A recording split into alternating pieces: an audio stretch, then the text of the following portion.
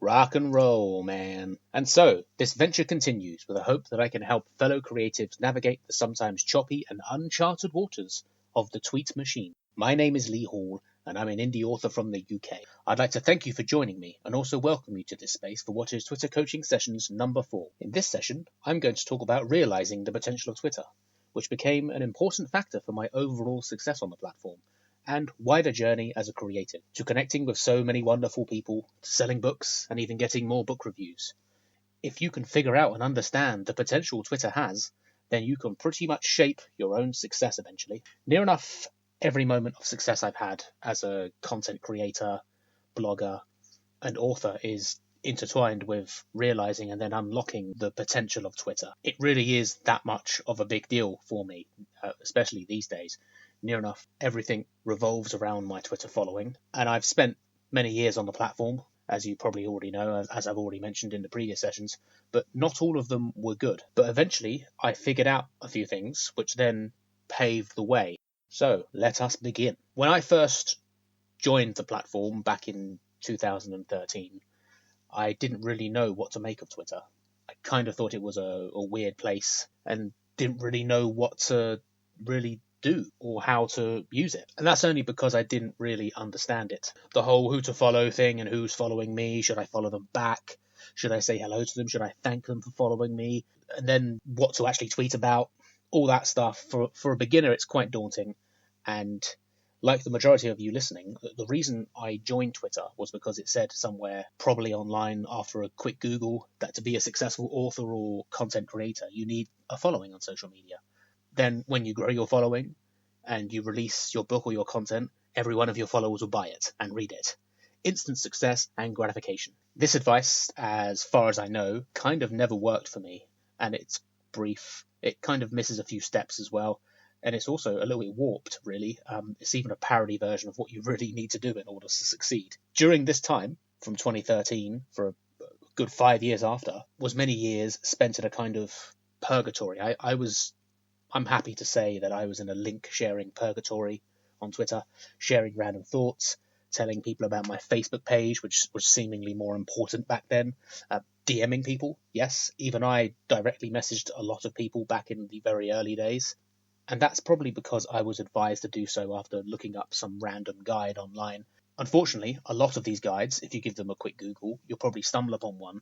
There's a lot of advice out there that's probably out of date, because Twitter has moved on, and the algorithms and the way it works has changed over many years. So if you were to look up any advice online about Twitter, make sure you check the timestamp and the date.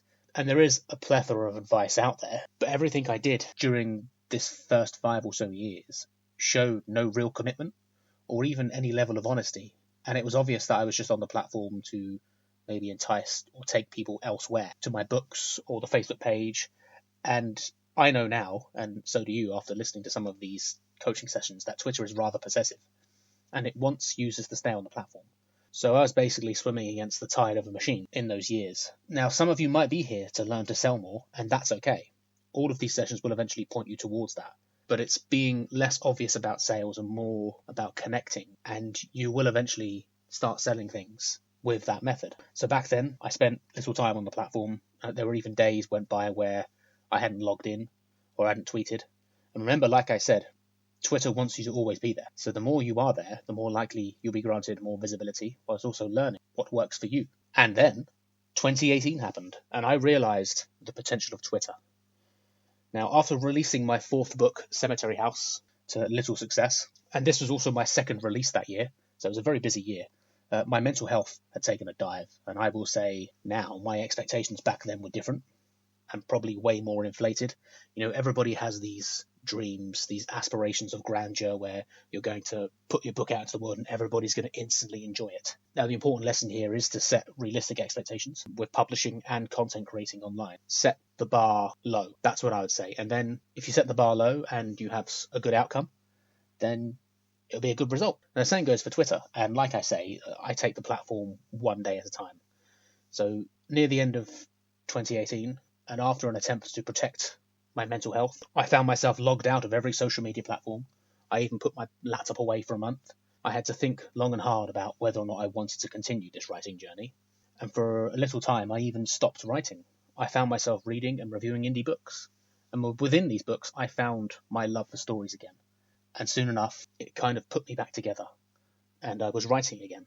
But using pen and paper instead of electronics, away from social media, away from the spell check, away from, the synonyms on Word, just using my own creative mind to put together a story. That became The Ghost Beside Me, a book that is now a writer's favourite. And it is very much about a person who was introverted and going through a lot of struggles and finds himself, kind of mirroring what I was going through at the same time. So soon enough, and at the very end of 2018 and this break that I took, this month-long break, I decided to log back into Twitter. And because I'd started reviewing indie books, a venture which has shaped much of my Twitter success and wider social media author success, I decided to casually put out a tweet to see if any indies wanted reviews for 2019, the next year. And oh boy, what followed was a deluge of replies, the avalanche, as I call it, to the point where this single tweet kind of went viral to me.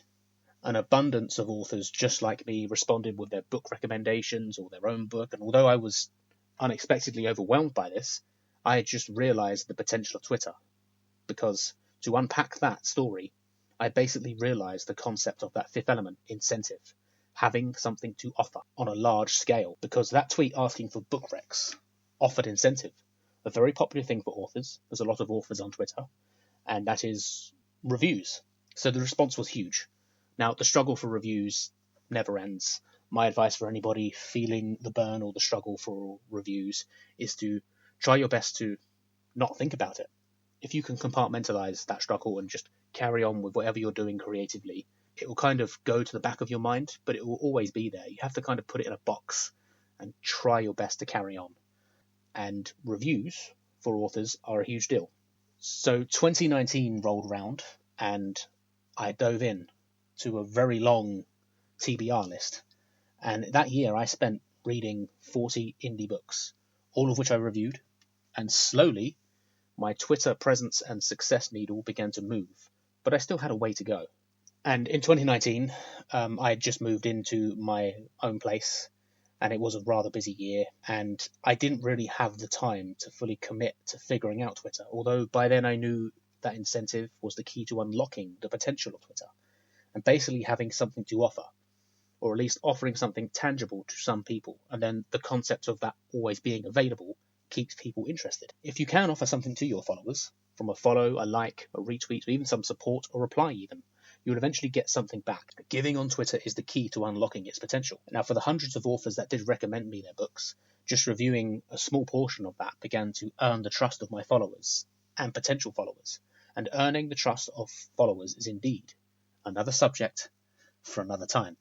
Plus, more importantly, I was reading, which is fun. Reviewing that many books a year also meant that I had content for my blog, which was consistently spread out, which also taps into my 3 favourite words: consistent creative content, which I just happen to name my guidebook. And if you want success as a creative in the social media age, you need consistent creative content. Not the guidebook, or you could buy the guidebook if you wanted to, but you need your content to be consistent and it needs to be creative. And that's basically when I had that lightning moment, that light bulb moment, I had realised the potential of Twitter. Now, my journey had only really just started, and in the next session, I will lay out how I reached 5,000 followers, and then eventually 20,000 in the space of a year by building my own algorithm of trust.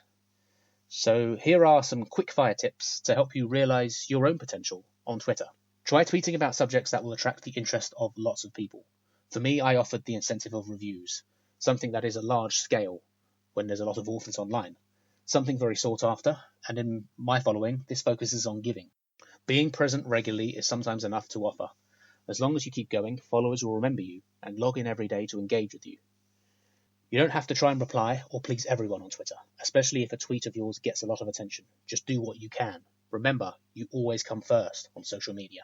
And so, next time, I'll be talking about how to earn the trust of your followers. I would like to take this opportunity to thank you for listening. Peace out. Rock and roll, man.